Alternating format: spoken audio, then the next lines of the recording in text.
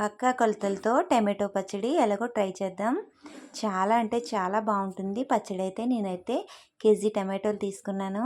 అవైతే శుభ్రంగా వాష్ చేసేసి తడి లేకుండా ముక్కలు కోసేసుకొని కొంచెం ఆయిల్ వేసి మగ్గనిచ్చాను.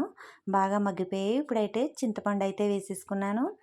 బాగా మగ్గిపోయాయి అన్నమాట. ఇప్పుడు 50 గ్రాములు సాల్ట్ అయితే వేసాను. అలాగే 50 గ్రాములు కారం, పచ్చికారం అన్నమాట అది. ఆవకాయ పచ్చడి అది పెట్టుకునే కారం అయితే అది.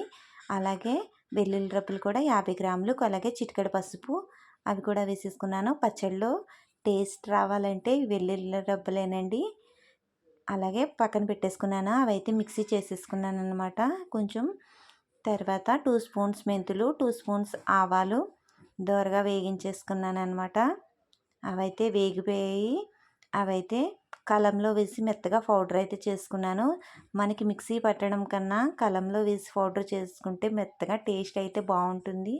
మిక్సీ పట్టేసుకున్నాను అనమాట. పౌడర్ కూడా దాంట్లో వేసేసుకొని బాగా కలిపేసుకున్నాను అనమాట. ఇప్పుడైతే పోపు పెట్టేసుకుందామండి.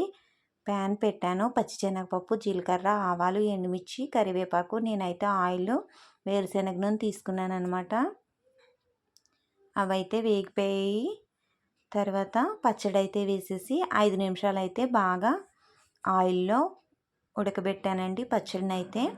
తర్వాత ఆయిల్ అయితే బాగా పైకి తేరుతూ వచ్చింది. పచ్చడి అయితే చాలా బాగా కుదిరిందండి. తర్వాత చల్లారిపోయాక పూర్తిగా గాజుకాయలు అయితే వేసుకున్నాను అనమాట. ఆయిల్ అయితే ఫుల్గా వేసుకున్నాను పచ్చడి అంతా నిండేటట్టు. లైక్ చేయండి, షేర్ చేయండి, సబ్స్క్రైబ్ చేయండి. Bye bye.